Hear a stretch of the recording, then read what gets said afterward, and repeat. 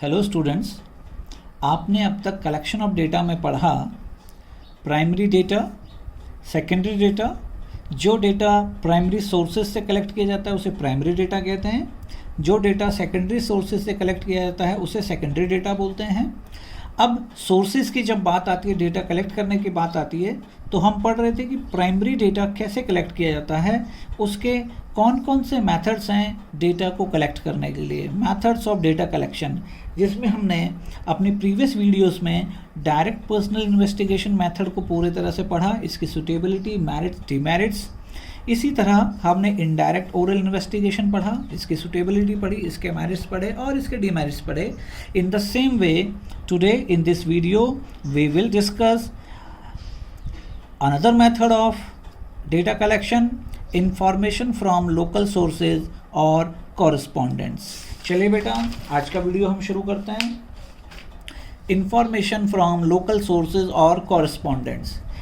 आपको वर्ड नया नया लग रहा होगा, लेकिन कई बार आपने सुना होगा। आप जब कभी भी जब न्यूज़ देखते होंगे तो आपने देखा होगा, न्यूज़ में जो एंकर होता है वो अक्सर कहता है एक बड़ी खबर आ रही है हमारे पास दिल्ली से और संदीप हमसे जुड़ रहे हैं और बताइए संदीप क्या कह रहे हैं। तो जब वो जुड़ जाते हैं तो उनके नीचे लिखा होता है, जो भी वो चैनल होता है, एबीपी न्यूज़ होता है, जी न्यूज़ होता है, तो नीचे लिखा होता है जी न्यूज़ के संवाददाता संदीप हमसे जुड़ गए हैं। तो वो जो संवाददाता हैं, कभी आप इंग्लिश चैनल देखेंगे तो बोलेंगे कॉरस्पॉन्डेंट, ठीक। तो वो जो संवाददाता हैं, वो जो कॉरस्पॉन्डेंट हैं, बस समझ लो वो जिस तरह से इंफॉर्मेशन देते हैं उसी तरह से ये वही है। आप इसको यूं कह सकते हैं कि वही चीज़ आज आप यहाँ पढ़ रहे हैं। इंफॉर्मेशन फ्रॉम लोकल सोर्सेज और कॉरस्पॉन्डेंट्स। कभी आपने ध्यान दिया हो, जब कभी आपकी टीवी पे जम्मू की न्यूज़ आएगी, J&K की न्यूज़ आएगी, जम्मू कश्मीर की न्यूज़ आएगी, तो आप देखना उनकी बोली में, जो वहाँ के कॉरस्पॉन्डेंट होते हैं, वहाँ के संवाददाता होते हैं, उनकी बोली में आपको वहाँ की लोकल डायलेक्ट्स नज़र आएंगे। सपोज उड़ीसा से कोई खबर आ रही है, केरल से कोई खबर आ रही है, हरियाणा से, पंजाब से, तो आप डेफिनेटली आप गौर करना और आपको एक चीज़ ज़रूर आप गौर करेंगे कि उनके जो बोलने का जो लहजा होता है उससे आपको ये लग जाएगा कि ये ऐसा लगता है कि ये आदमी तो यहीं का लोकल है, ठीक है। तो बस वही चीज़ है, इंफॉर्मेशन फ्रॉम लोकल सोर्सेज और कॉरस्पॉन्डेंट। हमारा ये कलेक्शन ऑफ डेटा में आज प्राइमरी डेटा और सेकेंडरी डेटा में जो प्राइमरी डेटा के मोड्स हैं उसमें हमारा ये 3rd नंबर पे है कि कैसे हम इस डेटा को कलेक्ट करते हैं इस मेथड के थ्रू। चलिए, in this method the investigator appoints local persons और कॉरस्पॉन्डेंट। जैसा कि आपको अभी बताया कि न्यूज़ चैनल वाले जो होते हैं वो भी, उनके भी लोकल कॉरस्पॉन्डेंट होते हैं। लोकल लोगों को रखने के फ़ायदे आगे आप समझेंगे धीरे धीरे। At different places they collect information in their own way and furnish the same to the investigator. जहाँ भी आप रहते हैं वहाँ का, अगर आप राजस्थान पत्रिका पढ़ते हैं, दैनिक भास्कर पढ़ते हैं, द टाइम्स ऑफ इंडिया पढ़ते हैं, तो वहाँ आपके आसपास जैसे जितना बड़ा अखबार होता है तो थोड़ा सा मेट्रो सिटी में इनके कॉरस्पॉन्डेंट होते हैं, सभी के होते हैं, हर तहसील लेवल पे, डिस्ट्रिक्ट लेवल पे सबके रहते हैं।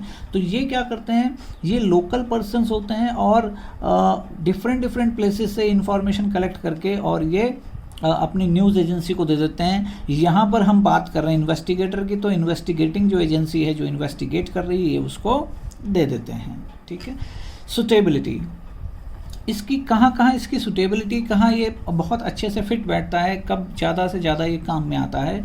It is suitable when regular and continuous information is needed. जब कभी हमें जानकारी लगातार जानकारी चाहिए, रेगुलर अपडेट्स हमें चाहिए होती हैं, तब ऐसी सिचुएशंस में, ऐसे जो मौके होते हैं, तब हमें लोकल कॉरस्पॉन्डेंट या लोकल सोर्सेज बड़े हेल्पफुल होते हैं।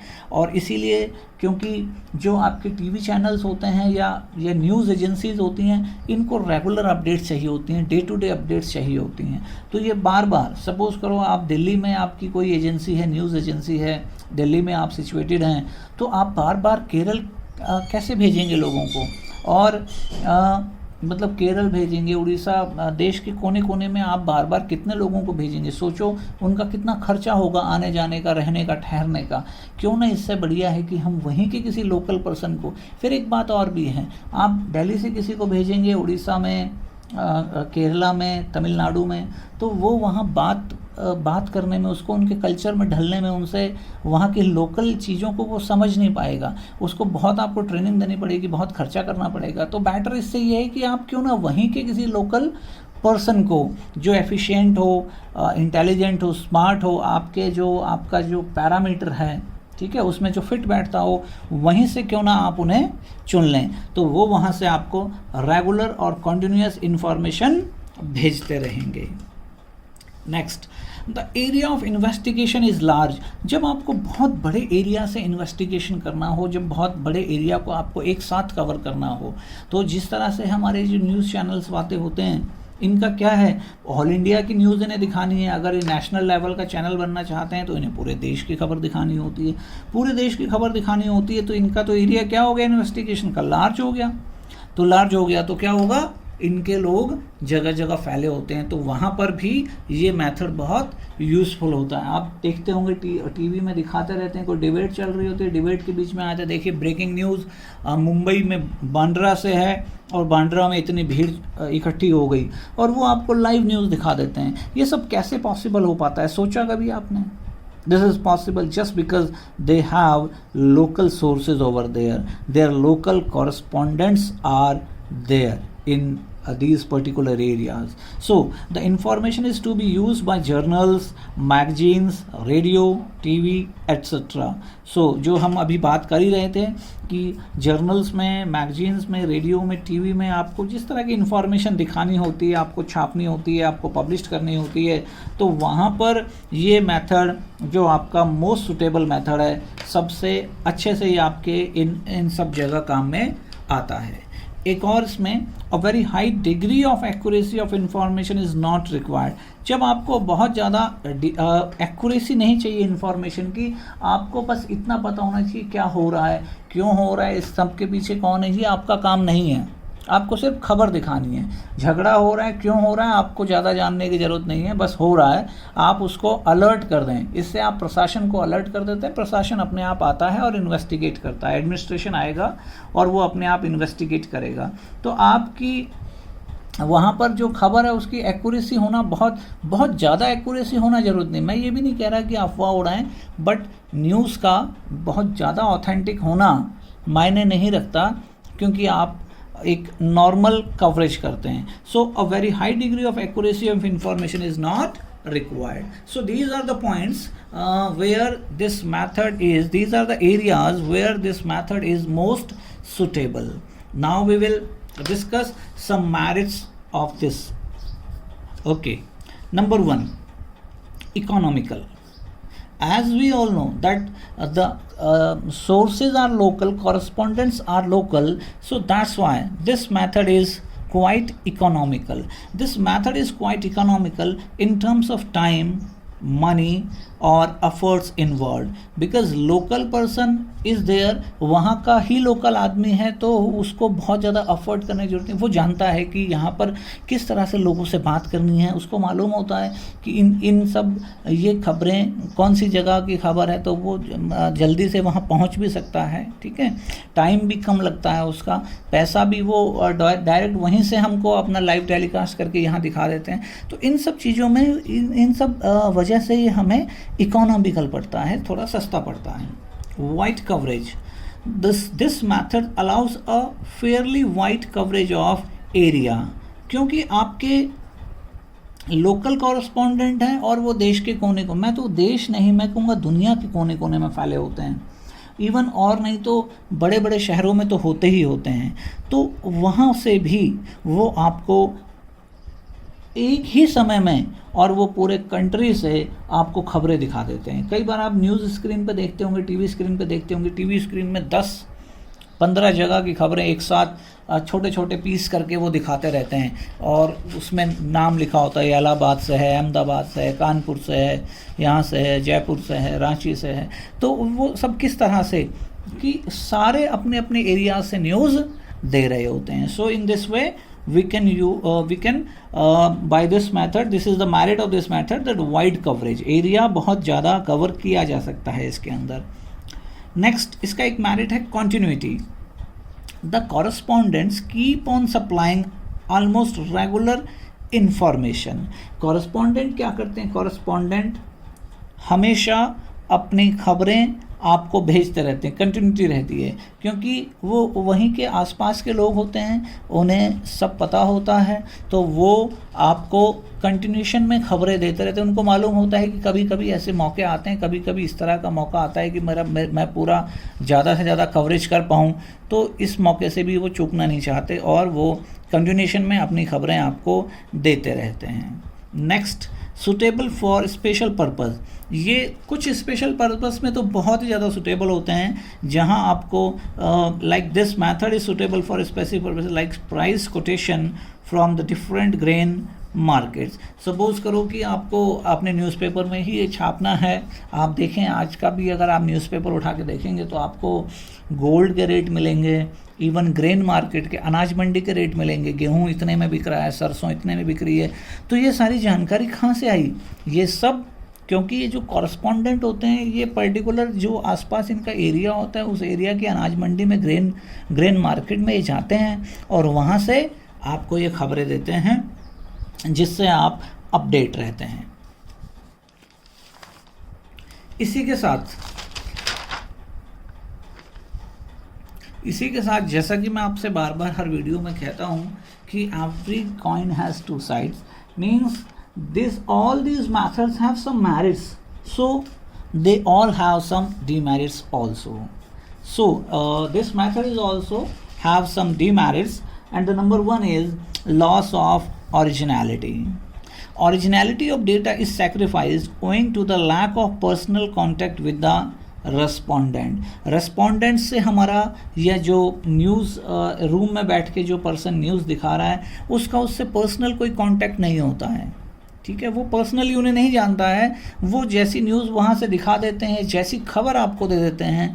चलिए, तो टीवी की बात आई तो हमने माना कि टीवी में तो आपको खबर दिखा दी जाती है, लेकिन न्यूज़पेपर में थोड़ी खबर दिखाई जाती है। वहाँ तो जो लोकल कॉरस्पॉन्डेंट होता है वो अपनी न्यूज़ लिख कर भेज देता है आगे, और लिख कर भेज देता है, वही न्यूज़ आप न्यूज़पेपर में छाप देते हैं। तो कई बार आप देखना न्यूज़पेपर में लिखा भी होता है कि न्यूज़ कितनी सच है कितनी झूठ है, इसका दावा पेपर नहीं कर रहा है। कई बार जैसे परसेंटेज वगैरह बच्चों की छापते हैं, तो वहाँ पर क्या लिख देता है न्यूज़ एजेंसी वाले कि ये इस स्कूल का डेटा है, आप इस स्कूल से बात कर सकते हैं। यानी कि वो अपने ऊपर नहीं लेता, क्योंकि उसे मालूम है कि कहीं ना कहीं there is a loss of originality, lack of originality.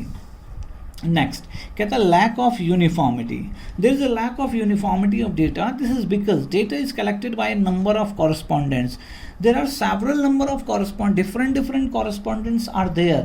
Her correspondent की विचारधारा अलग होती है, व्यूज़ अलग होते हैं, आइडिया अलग होते हैं, और खबर जो भी होती है, जो न्यूज़ होती है, उसको कवर करने का उनका अपना अलग तरीका होता है, अंदाज होता है। इसलिए क्या होगा कि जो उनकी जो डेटा कलेक्शन हुआ, जो न्यूज़ कलेक्ट हुई, ज़रूरी नहीं है वो न्यूज़ उसमें यूनिफॉर्मिटी हो। ठीक है, so there is a lack of uniformity of data because this is collected by number of correspondents which are of various background, various economical background, various cultural backgrounds. Next point, personal bias. This method suffer from the personal bias of the correspondents. For example, अगर हम आप ही की बात करें, आप जिस society में रहते हैं, जिस शहर में रहते हैं, जिस समुदाय से आप बिलोंग करते हैं, और उन जिनसे आपका खासा अटैचमेंट है, वहाँ की खबरों को आप ज़रूरी नहीं है कि ऐसी एज इट इज़ दिखाएं। हो सकता है आप उन्हें थोड़ा ट्विस्ट कर दें, या तो उन्हें नेगेटिव साइड में मोल्ड करके दिखा सकते हैं, और आप चाहें क्योंकि आप उनसे पर्सनली अटैच्ड हैं तो आप उन्हें पॉजिटिव मोल्ड करके न्यूज़ को निकाल देंगे, और अगर आप उनसे नेगेटिवली अफेक्टेड हैं तो आप उन्हें नेगेटिवली मोल्ड करके छाप देंगे या टीवी में उनको पेश कर देंगे। सो इस तरह से यहाँ पर पर्सनल बायसनेस के भी चांसेस रहते हैं। तो this method suffer from the personal bias of the correspondents. Next, less accurate. The data collected by this method are not very accurate. क्योंकि कई बार जो correspondent होता है वो ज़रूरी नहीं है उतना खुद समझदार हो, प्रॉपर मैच्योर हो, तो वो भी कभी कभी आपको गलत डेटा भी उसने किसी से सुना और आपको बता दिया, या उसने वेरीफाई नहीं किया, जो भी सुना उसको वेरीफाई नहीं किया और उसने आपको बता दिया। ऐसी कंडीशन में आपका डेटा जो है वो एक्यूरेसी के मामले में कहीं वीक भी हो सकता है। ठीक है, नेक्स्ट कहता है delay in collection. Generally there is a delay in collection of information through this method. Generally क्या होता है, इस तरह कभी कभी आप देखते हैं कि मतलब बड़ा रेयर होता है, क्योंकि जो लोकल कॉरेस्पॉन्डेंट है वो भले ही मान लिया कि लोकल है, लेकिन वो भी पूरे सिटी में एक साथ नहीं घूम सकता, पूरे शहर में वो एक साथ मौजूद नहीं रह सकता। वो अगर एक एंड पर है और सपोज़ करो दूसरे एंड पे कोई घटना घट जाती है, तो ये थोड़ी है कि वो तुरंत जैसे ही घटना घट रही है वो एट द मोमेंट वहाँ पर प्रेजेंट हो जाए। उसे भी तो वो भी एक ह्यूमन बीइंग ही है, उसे भी तो पता लगेगा तभी वो जाएगा वो देखेगा और देखने के बाद आपको रिपोर्ट करेगा। So delay in collection sometime it may happen. So in this way this third method of information from local sources और कॉरेस्पॉन्डेंट इज कंप्लीटेड। ठीक है बेटा, अब हम नेक्स्ट टॉपिक पे चलते हैं और हमारा नेक्स्ट टॉपिक है इंफॉर्मेशन। नेक्स्ट पॉइंट है information through questionnaires and schedules, यानी कि इनके थ्रू भी, क्वेश्चनरीज और शेड्यूल्स के थ्रू भी हम इंफॉर्मेशन कलेक्ट कर सकते हैं। एक एक करके हम दोनों को पढ़ेंगे। पहले इसको समझते हैं ये मेथड क्या कहता है और किस तरह से काम करता है। Under this method, the investigator prepares a questionnaire keeping in view the objective of the inquiry. जो आपका पर्पस है, जो आपका ऑब्जेक्टिव है, जिस बारे में आप जानकारी इकट्ठा करना चाह रहे हैं, उस जानकारी को इकट्ठा करने के लिए आपको कौन कौन से क्वेश्चंस पूछने होंगे, आपको कौन कौन से सवाल सामने वाले से जानना चाहते हो जिससे कि आपका ऑब्जेक्टिव फुलफिल हो जाए।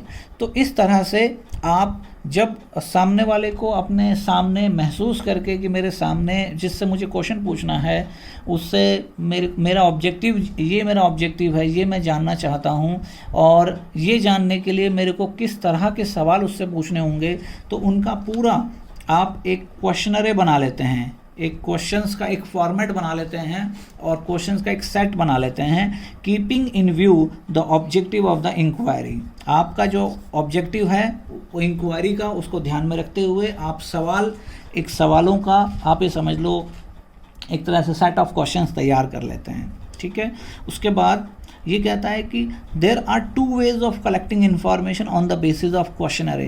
क्वेश्चनरी में 2 तरीके होते हैं, इन 2 तरीके से आप क्वेश्चंस अपने जो आंसर्स हैं उनको कलेक्ट करते हैं। सो पहला मेथड आपका है इस information through questionnaire and schedule के अंदर 2 मेथड होते हैं, एक होता है मेलिंग मेथड, एक होता है एन्यूमरेटर्स मेथड। हम दोनों मेथड को पढ़ेंगे पहले और फिर आप खुद डिसाइड करेंगे कि इन दोनों मेथड में क्या डिफरेंसेस होते हैं, क्या सिमिलैरिटीज़ होती हैं। चलिए कंटिन्यू करते हैं। सबसे पहले हम पढ़ेंगे mailing method. As its name suggest, अगर आप ध्यान से देखेंगे तो इसका नाम से भी आपको कुछ समझ में आ रहा है, मेल करना। आपने ईमेल का नाम बहुत सुना होगा और मेल करना, चिट्ठी भेजना जैसा रहता है इस मेथड में। क्या कहते हैं, under this method questionnaires are mailed to the informants. जो इन्फॉर्मेंट्स होते हैं जिनसे हमें इंफॉर्मेशन चाहिए होती है, हम उन्हें क्या करते हैं, हम उन्हें अपना क्वेश्चनरी, वो जो सेट हमने बनाया था क्वेश्चंस का, वो हम उन्हें मेल कर देते हैं। A letter is attached with the questionnaire giving the purpose of inquiry. उसके साथ ही साथ उन क्वेश्चंस के सेट के साथ आप क्या करते हैं, एक लेटर अटैच कर देते हैं जिसमें लिखा होता है कि मैं आपसे ये सारे सवाल क्यों जानना चाहता हूँ। फॉर एग्ज़ाम्पल आप बता देते हैं कि मैं एक सर्वे कर रहा हूँ, स्टैटिस्टिकल सर्वे, मेरी एक कंपनी है, मेरी एक ऑर्गेनाइजेशन है और उस ऑर्गेनाइजेशन में हम लोगों की इनकम लेवल, आपके एरिया की इनकम का लेवल जानना चाहते हैं। कितने लोग यहाँ पर BPL हैं, बिलो पॉवर्टी लाइन है, गरीबी रेखा से नीचे हैं, कितने APL हैं। तो इस आधार पे हम इस एरिया में कुछ पॉलिसीज़ बनवाना चाहते हैं, गवर्नमेंट से रिक्वेस्ट करना चाहेंगे। तो इसके लिए आप हमें अपने जानकारी दें। इस तरह से जो भी आप पूछना चाह रहे हैं तो उसका एक फॉर्मेट, उसका एक प्रॉपर लेटर बनाया जाता है। क्योंकि देखिए, आप किसी से सवाल पूछते हैं, आप किसी को सवाल पूछते हैं, आप फ़ोन करते हैं, फ़ोन करके बोलते हैं आप कौन बोल रहे हैं, तो वो सामने से कहता है, अक्सर वो सामने से कहता है कि भाई साहब आप कौन, आपने फ़ोन मिलाया है। तो आपको नाम तक नहीं बता रहा वो, बिना मतलब के। तो इतने सारे क्वेश्चंस का आंसर वो क्यों देगा? So that's why it's compulsory, it's mandatory that you attach a letter with the questionnaire giving the purpose of inquiry। तो सामने वाले को भी पता लग जाता है, ठीक है चलो ये काम करने के लिए क्वेश्चनर इन्होंने भेजा है, इनका कॉज ये है, इनका ऑब्जेक्टिव ये है, चलिए अब मैं इनके आंसर दूंगा। ठीक है। So it is also assured that the information would be kept secret। आपको उसको साथ में ये भी बताना होगा, अश्योर करना होगा कि जो जानकारी आप मुझे देंगे, क्योंकि वो अपनी इनकम की जानकारी दे रहा है। अब आप उसकी इनकम की जानकारी यदि वो इनकम टैक्स में दिखा देते हो आप, तो वो तो फंस जाएगा। हो सकता है, चांसेस हैं, हो सकता है वो इनकम टैक्स में अपनी जानकारी कम दिखाता हो, लेकिन आपको वो अपनी जानकारी सही बता दे। तो ऐसी कंडीशन में आपको उसे अश्योरेंस देना होगा कि आपकी जानकारी को बिल्कुल गोपनीय रखा जाएगा, किसी को बताया नहीं जाएगा, आप हमें सही से बताएं। The informants notes the answers against the questions and return the completed questionnaire to the investigator. और फिर क्या होगा, जो इन्फॉर्मेंट होगा वो उन क्वेश्चंस के आंसर लिख देगा और वापस उस क्वेश्चनरी को इन्वेस्टिगेटर को वापस भेज देगा। तो क्या समझे आप कि मेलिंग मेथड में क्या होता है, इन्वेस्टिगेटर की तरफ से एक क्वेश्चनरी होता है, उस क्वेश्चनरी को मेल किया जाता है, उस क्वेश्चनरी के साथ साथ एक लेटर अटैच किया जाता है जिसमें बताया जाता है कि हम आपसे सवाल क्यों पूछ रहे हैं, why we are asking this such questions. और उसको ये भी एश्योर किया जाता है कि आपके द्वारा दी गई जानकारी जो है सीक्रेट रहेगी। और साथ में रिक्वेस्ट की जाती है कि आप जवाब लिखकर हमें ये लेटर वापस भेज दें। ये एक पूरा प्रोसेस होता है मेलिंग मेथड के अंदर। अब हम इसकी सुटेबिलिटी पे आते हैं कि ये कब सुटेबल होता है, कौन कौन सी कंडीशंस में ये अच्छा साबित होता है, बढ़िया साबित होता है ये method. This method is most suited when the area of the study is very large. जब एक बहुत बड़े एरिया में, आप सपोज करो कि आप एक पर्सन अमेरिका का रहने वाला है, एक पर्सन UK का रहने वाला है, एक पर्सन स्विट्ज़रलैंड का रहने वाला है, ठीक है, एक नॉर्वे का रहने वाला है, तो एक वेनेजुएला का रहने। अब इन लोगों से आपको डेटा कलेक्ट करना है, तो आप एक एक आदमी इनके पास भेजो, बजाय इसके कि आपने एक क्वेश्चनरी सेट किया और इनके पास भेज दिया।